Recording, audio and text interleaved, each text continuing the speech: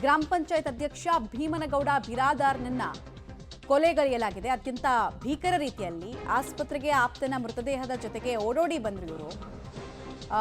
ವಿಜಯಪುರದ ಖಾಸಗಿ ಆಸ್ಪತ್ರೆಗೆ ಮೃತದೇಹವನ್ನು ಶಿಫ್ಟ್ ಮಾಡಲಾಯಿತು.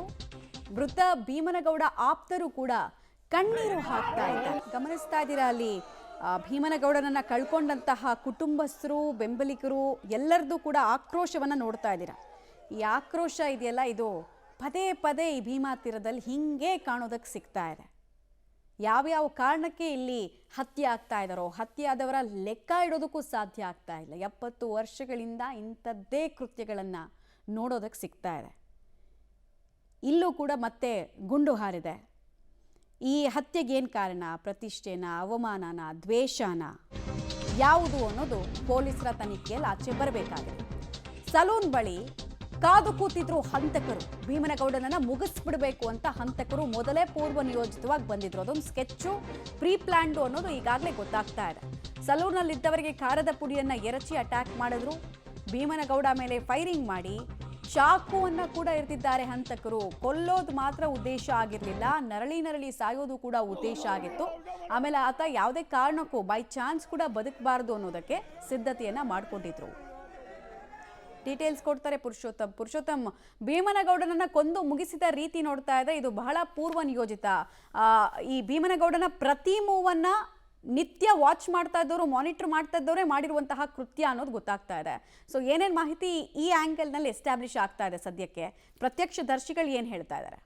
ಖಂಡಿತ ಮಮತಾ, ಏನಂತಂದರೆ ಪ್ರಮುಖವಾಗಿ ಇದು ಒಂದೇ ಕೊಲೆ ಅಲ್ಲ, ಭೀಮಾ ತೀರದಲ್ಲಿ ನಡೆಯುವಂಥ ಎಲ್ಲ ಹತ್ಯೆಗಳ ಹಿಂದೆ ಏನು ಅಂತಂದರೆ ಸಂಪೂರ್ಣವಾಗಿ ಈ ರೀತಿ ಪ್ಲ್ಯಾನ್ಡನೇ ಇರ್ತದೆ. ಯಾಕಂತಂದರೆ ಅನೇಕ ತಿಂಗಳುಗಳ ವರ್ಷಾನುಗಟ್ಟಲೆ ಕೂಡ ವಾಚ್ ಮಾಡ್ತಾ ಇರ್ತಾರೆ. ವರ್ಷಾನುಗಟ್ಟಲೆ ವಾಚ್ ಮಾಡಿ ಅವರ ಪ್ರತಿನಿತ್ಯದ ದಿನಚರಿ ಯಾವ ರೀತಿ ಇರುತ್ತೆ, ಬೆಳಗ್ಗೆ ಎಲ್ಲಿ ಹೋಗ್ತಾರೆ, ಮಧ್ಯಾಹ್ನ ಎಲ್ಲಿರ್ತಾರೆ, ಊಟ ಎಲ್ಲಿ ಮಾಡ್ತಾರೆ, ನಿದ್ದೆ ಎಲ್ಲಿ ಮಾಡ್ತಾರೆ, ಎಷ್ಟು ಗಂಟೆಗೆ ಮಾಡ್ತಾರೆ, ಅವರೊಟ್ಟಿಗೆ ಯಾರ್ಯಾರು ಇರ್ತಾರೆ, ಎಲ್ಲ ಮಾಹಿತಿಯನ್ನು ಪಡೆದುಕೊಂಡೇ ಈ ರೀತಿ ಪ್ಲಾನಿಂಗ್ಗಳಲ್ಲೇ ಈ ಭೀಮಾ ತೀರದ ಏನು ಹತ್ಯೆಗಳು ನಡೆದಿದ್ದಾವೆ ಇಲ್ಲಿವರೆಗೂ ಕೂಡ ಅವೆಲ್ಲವೂ ಕೂಡ ಅದೇ ರೀತಿ ನಡೆದಿದ್ದಾವೆ. ಇದು ಕೂಡ ವೆಲ್ ಪ್ಲ್ಯಾನ್ಡ್ ಆಗಿದೆ. ಯಾಕಂದರೆ ಸಂಪೂರ್ಣವಾಗಿ ನೋಡ್ತಾ ಇದ್ದಾನೆ, ದೃಶ್ಯ ನೋಡ್ತಾ ಇದ್ರೆ ಗೊತ್ತಾಗುತ್ತೆ ಯಾವ ರೀತಿ ಪ್ಲಾನ್ ಮಾಡ್ಕೊಂಡಿದ್ರು. ಆಮೇಲೆ ಅವರು ಏನು ಒಂದು ಬೆಳಗ್ಗೆ ಎದ್ದ ತಕ್ಷಣ ಕಟಿಂಗ್ ಬರ್ತಾರೆ ಅನ್ನೋ ಕೂಡ ಮಾಹಿತಿನೂ ಕೂಡ ಅವ್ರಿಗೆ ಇತ್ತು ಅನ್ನೋದು ಕೂಡ ಇದರಿಂದ ಸ್ಪಷ್ಟ ಆಗುತ್ತೆ. ಅದರ ಜೊತೆಗೆ ಏನಂತಾರೆ, ಏನು ಕಾಯ್ಕೊಂಡು ಕೂತ್ಕೊಂಡಿದ್ರು, ಯಾವಾಗ ಎಂಟ್ರಿ ಆಗ್ತಾರೆ ಕಟಿಂಗ್ ಸಲೂನ್ ಶಾಪ್ಗೆ ಎಂಟ್ರಿ ಆದ ತಕ್ಷಣವೇ ಏನು ಅಂತಂದ್ರೆ ಅವ್ರು ಮುಂಚೆನೇ ಏನೋ ಪ್ಲಾನ್ ಮಾಡ್ಕೊಂಡಿದ್ರು, ಖಾರ್ಪುಡಿ ಎರಚಿ ಅದಾದ ನಂತರ ಹಲ್ಲೆ ಮಾಡಬೇಕು ಅಂತೇಳಿ.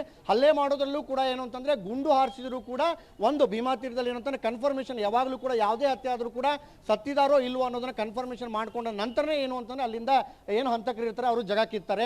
ಈ ನಿಟ್ಟಿನ ಇಲ್ಲಿನೂ ಕೂಡ ಏನು ಅಂತಂದ್ರೆ ಅದೇ ರೀತಿ ಏನು ಅಂತಂದ್ರೆ ಮೊದಲನೇದಾಗಿ ಹತ್ಯೆ ನಡೆದಿದೆ. ಅದೇ ಆದರೆ ಗುಂಡನ್ನು ಹಾರಿಸಿದ್ದಾರೆ. ಗುಂಡು ಹಾರಿಸಿದ ನಂತರ ಮತ್ತೆ ಏನು ಅಂತಂದ್ರೆ ಅನೇಕ ಮಾರಕಾಸ್ತ್ರಗಳಿಂದ ಕೂಡ ಹಲ್ಲೆ ಮಾಡಿದ್ದಾರೆ.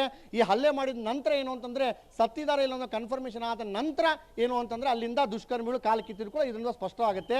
ಇನ್ನು ಪೊಲೀಸರು ಕೂಡ ಎರಡೂ ಹಂತಗಳಲ್ಲಿ ಅಂದ್ರೆ ಮೊದಲನೇದಾಗಿ ಈ ಹಂತಕ್ಕೆ ಏನು ಹತ್ಯೆಗೆ ಪ್ರಮುಖವಾಗಿ ಏನು ಕಾರಣ ಅನ್ನೋದನ್ನು ಕೂಡ ಜಾಡನ ಕಂಡಿಡ್ಲಿಕ್ಕೆ ಈಗ ಮುಂದಾಗಿದ್ದಾರೆ ಅಂತ ಹೇಳ್ಬೋದು. ಈಗ ಆಲ್ರೆಡಿ ಏನೋ ತನಿಖೆನ ಪ್ರಾರಂಭ ಮಾಡಿದ್ದಾರೆ ಪೊಲೀಸರು.